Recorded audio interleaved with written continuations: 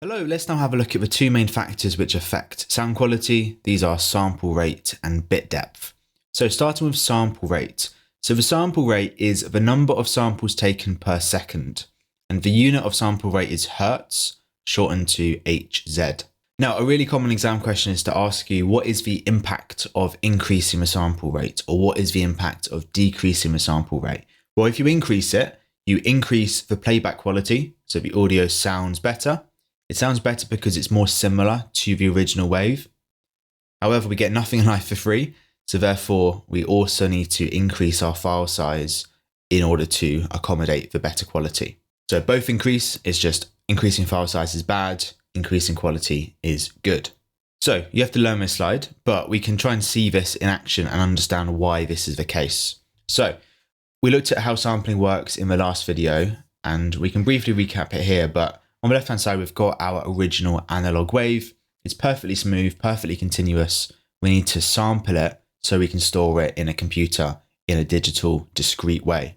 We sample it by taking measurements of the height of the wave, the amplitude in other words, at regular time intervals, and the sample rate determines how regular these time intervals are. So if we were taking one sample a second, after 1 second, I would take a reading of the height, which is 7, I would convert 7 to binary and store it. Then a second later, I would go up and look at the next height, which is 6, I would convert it to binary and store it, and so on and so on. So let's have a look at how things are affected with two different sample rates. Let's first of all try 4 samples per second. So that is a sample rate of 4 hertz. But then let's try a worse one, which will just do 1 sample a second, like I've just started with here. That is a sample rate of 1 hertz. So I've saved a bit of work and have added all of these sample points in. Now, it's important to point out that we need to make sure we are using a scale given. So for example, this bit at the top has turned out quite flat, whereas in reality it's a curved line.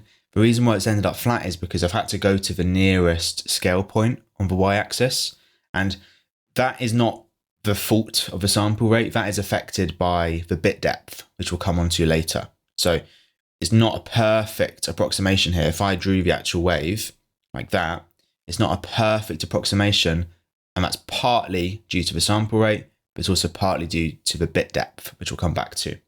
However, if I do the same process with 1 sample per second and then draw in my lines, fairly badly, but if I draw in my lines, we can start to compare these waves. So ultimately, they are all three the same rough shape. So if we were to play the sound, it's not going to sound a million miles apart. It would still be recognizable probably as the same bit of sound.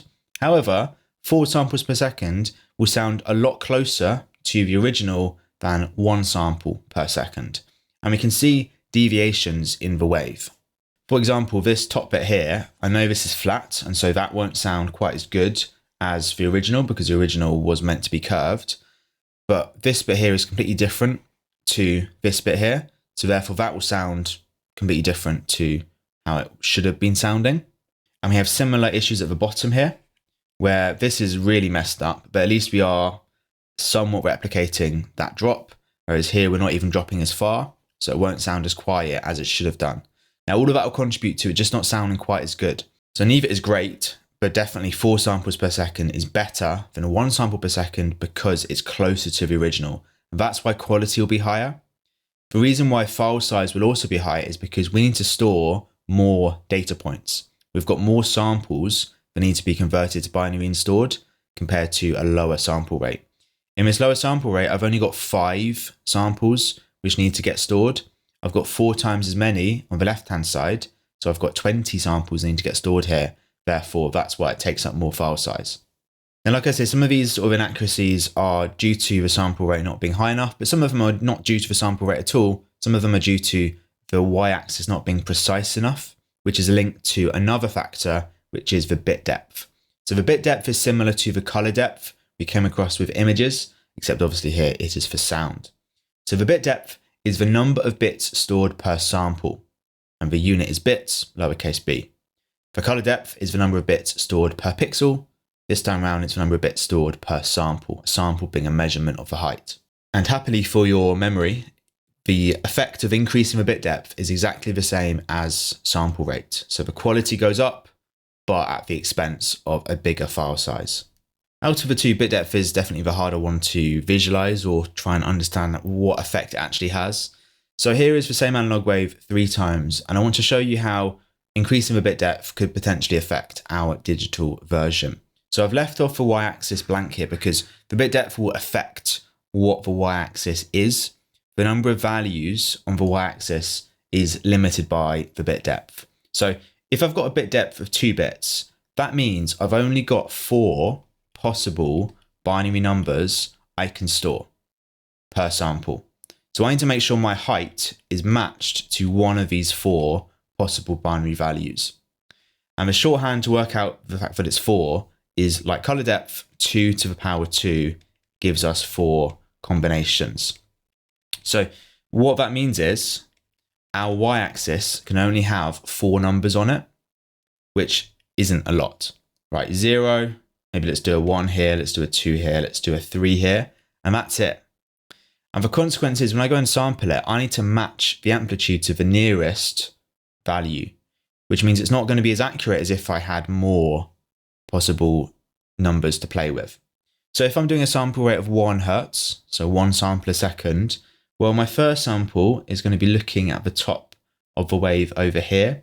The issue is the closest y-axis scale is 3. So I'm capped at 3 here. I need to store 3 in binary, which is 1, 1. At 2, actually, by coincidence, is not really an issue because it's actually on 3 already. However, it's at the same position as my previous sample, whereas in reality, the previous sample should have been a lot higher, so therefore it will sound quieter than it should have done, which contributes to it not sounding as good as the original. And if I now just complete the sampling process, there are parts where actually it's not so bad. So coming down the line here, it looks pretty much identical to the original, but there are parts where it's very different to the original. Therefore, this sound would sound clearly different to the original wave. It would not be as high quality. If I increase my bit depth to 3 bits, this now means I've got 2 to the power 3 combinations to use, which is 8, which means I can have 8 possible volumes on my y-axis. We're still going to have situations where we have an awkward gap in the middle of these, but it'll be better than our original. So let me sample it again with the same sample rate, 1 sample per second. Now here, there are a couple of points which are off our original analog wave. So at the bottom here and over at second 5. And those are where the quality will drop a little bit. It won't sound quite as good as the original, but mostly it's better than our bit depth of 2 bits. And if I want 16 possible binary values, I can use a bit depth of 4 bits because 2 to the power 4 is equal to 16. This means I've got a much more detailed y-axis here. I can map my amplitudes a lot closer to the real value it should be. Actually, in this case, it's pretty good. Our points are pretty much spot on the line, with the exception of this one over here, which is a little bit off, but it's a lot better than the previous 2 versions. And when I draw the line, our blue digital wave is still a little bit off our original red analog wave, but at this point, that's mostly down to the sample rate not being high enough, not the bit depth, because the bit depth is doing a pretty good job. Most of our points are close to where they should be.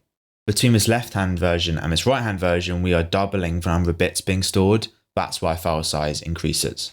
Now, seeing this on the graph is still very hard to imagine what difference this makes. So let's listen to some examples of me decreasing the sample rate and then decreasing the bit depth. So most real audio is sampled at around 44,000 times a second. So that's a huge amount. My microphone right now is recording my voice 44,000 times a second. That's a lot. This is 44 kilohertz. And a typical bit depth is around 32 bits, maybe a little bit less. So let's listen to some music, which is sort of the original high quality version.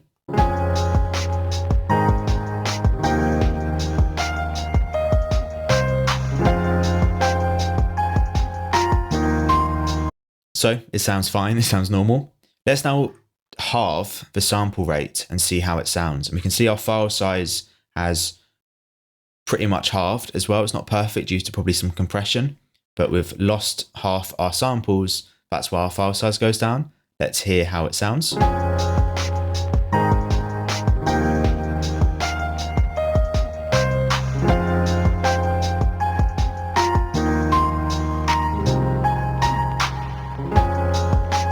So to me, definitely sounds worse than the original, which makes sense because our wave is not as accurate to the original version.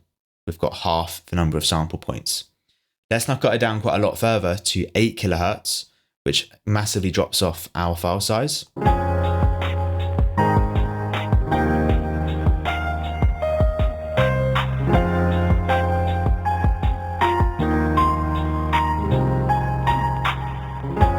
And that sounds really bad in comparison. None of us would choose to listen to that because it just doesn't sound high quality.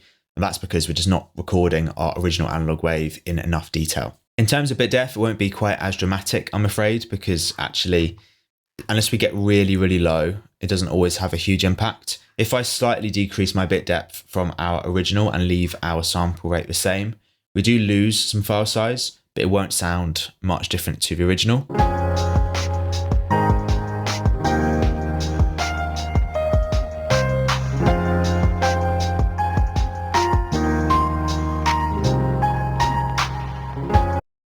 If I decrease it further to 16 bits, this gives me around 65,000 possible volumes on the y-axis, which is still quite a huge amount. That's why it doesn't really, you won't hear much difference between these two.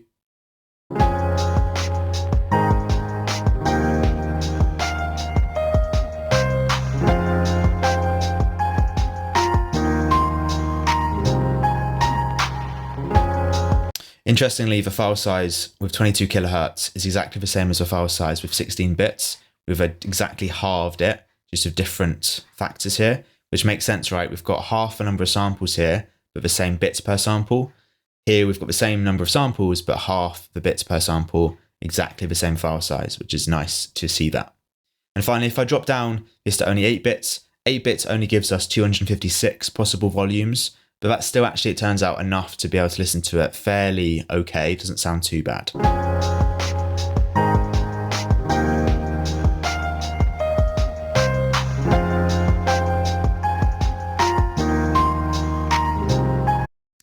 If we were to drop down both the sample rate and the bit depth, that's when it starts to sound absolutely terrible. We can see as we've decreased either term, our file size has gone down, which all makes sense.